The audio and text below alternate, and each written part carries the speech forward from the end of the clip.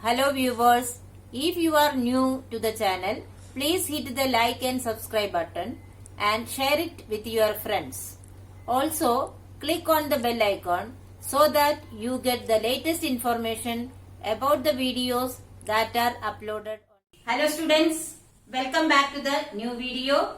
In this video, we are going to continue the ongoing chapter number 7, Weather, Climate and Adaptations of Animals.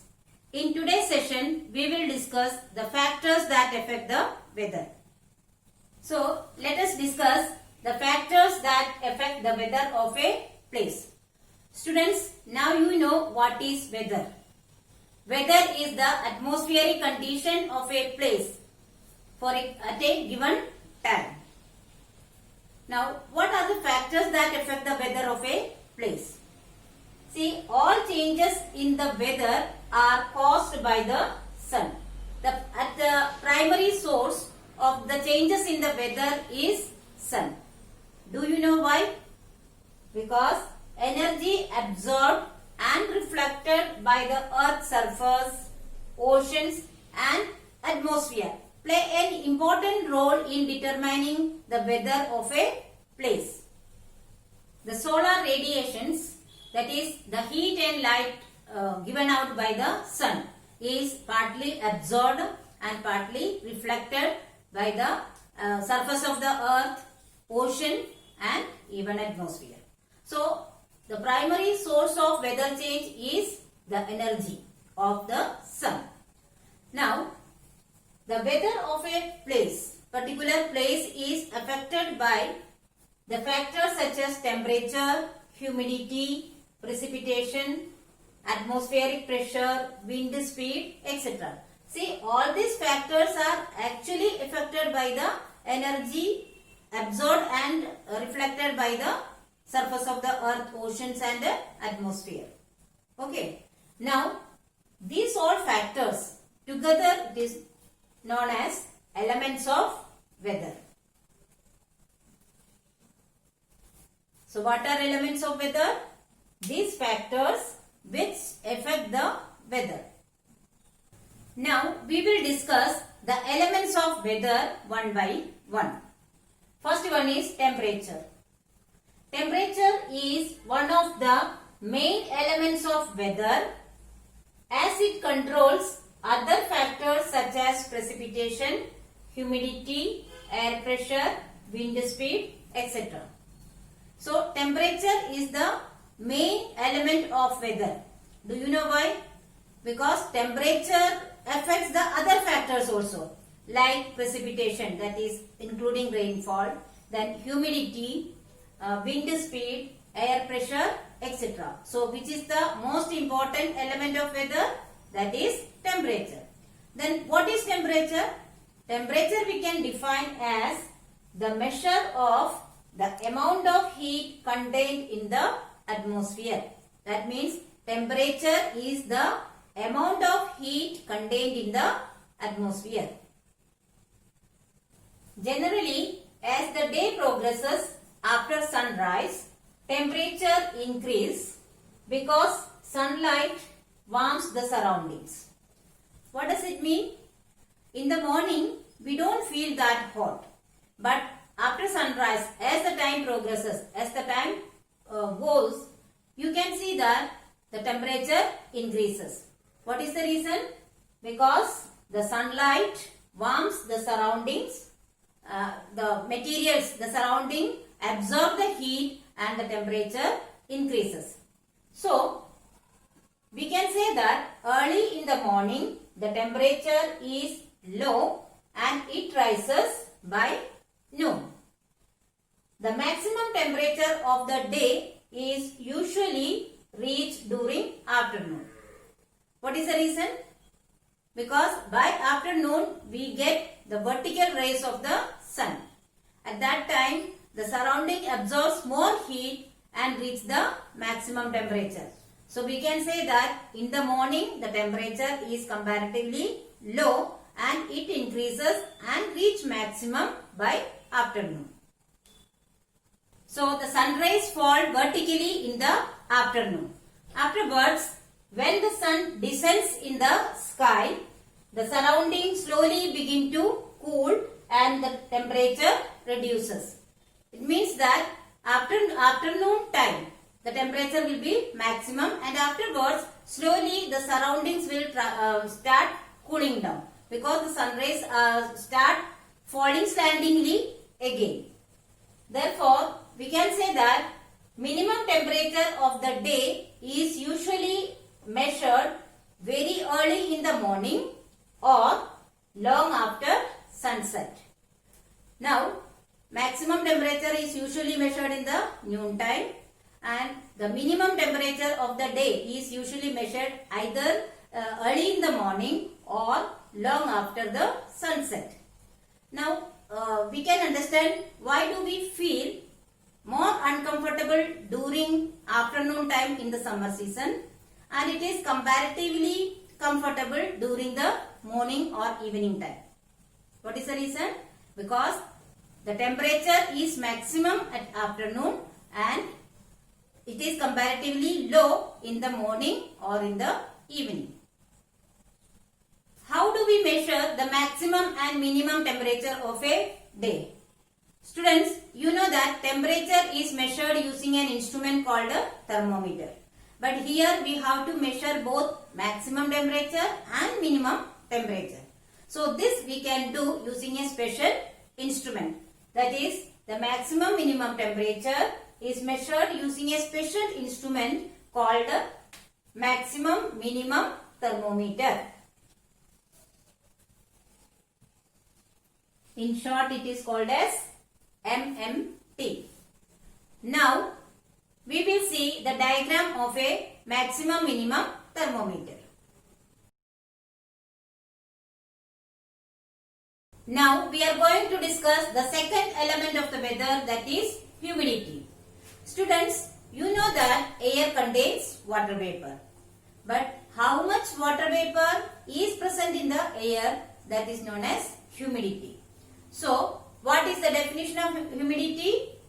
The amount of water vapor or moisture present in the air is called the humidity. It is high during rainy season as the amount of water vapor in the air is high. Humidity in any place is more or it is high during the rainy season. Humidity changes with the change in temperature. As the temperature changes, humidity level also changes. Humidity is determined in terms of relative humidity.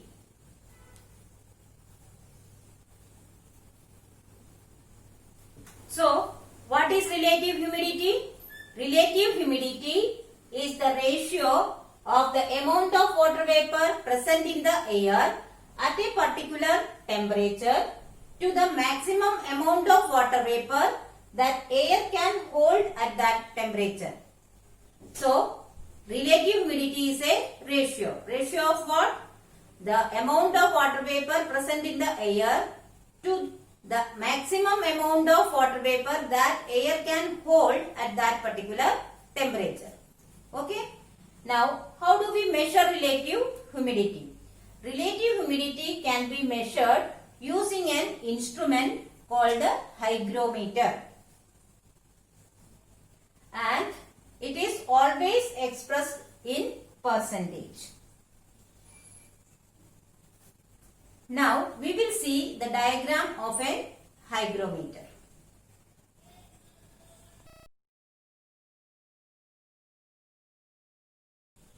The next element of weather that we are going to discuss is precipitation. Precipitation is the name given to the moisture that falls from the atmosphere on the earth's surface. You know that moisture or water vapor is present in the air. That moisture falls on the earth's surface in different forms. So, in whatever form it may be, that falls on the earth's surface is together known as precipitation. Okay. So, the precipitation includes snow, hail, fog, mist and rain. You know, snow is the solid form of water that falls on the earth's surface, and even hail is the solid form.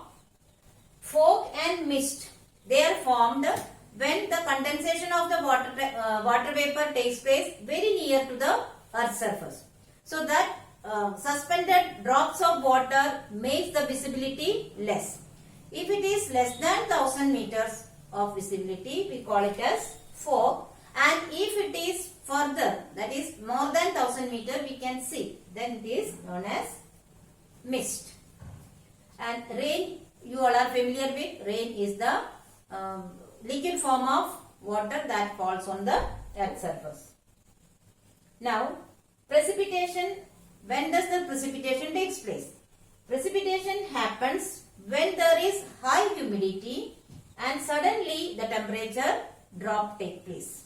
That is, when the temperature falls down suddenly in the presence of high humidity, the precipitation takes place. Students, you know how rain is formed in the nature.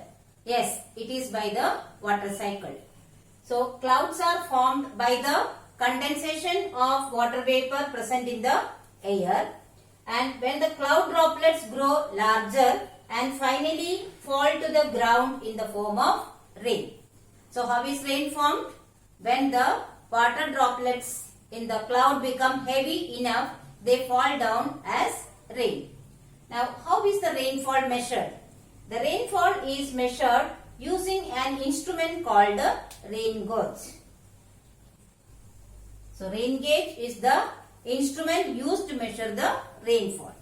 And the rainfall that a place receives is generally expressed in millimeters or centimeter.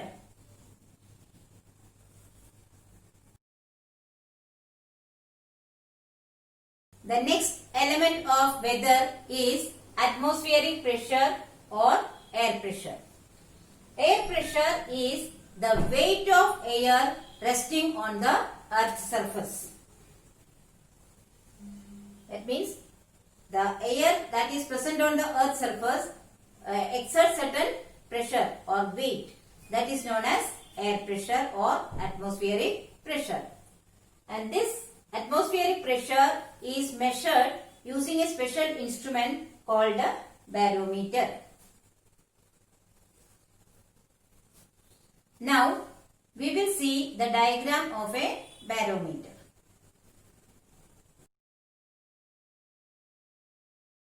Now, we will discuss about wind. Wind is another element of the weather. Then what is wind? Wind is the movement of the air masses from high pressure areas to low pressure areas. That means wind is formed and it is moving from high pressure areas to low pressure area. Students, you will learn about wind and the pressure in detail in the next chapter. Okay? Now, wind is caused due to the uneven temperature on the surface of the earth. It means that the surface of the earth is not getting heated up equally. Okay? Now, both wind speed and wind direction, these are the two parameters of wind. Both are affecting the weather. Wind speed and wind direction are the two parameters of wind. Wind speed tells us how fast the wind is blowing. And the wind speed is measured using an instrument called anemometer. So, anemometer tells us how fast the wind is blowing. Now, the next parameter is wind direction. It shows the direction in which the wind is blowing. And wind direction is measured using an instrument called wind vane. So, what does wind vane tell us? Wind vane gives us the direction in which the wind is blowing. Now, we will see the diagrams of anemometer and wind vane.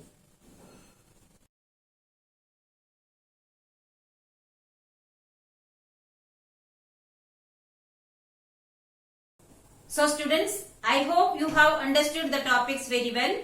But still, if you have any doubt, you can write in the comment section. I will surely try to solve it as soon as possible. Here are some review questions. Please solve it in your notebook. Thank you.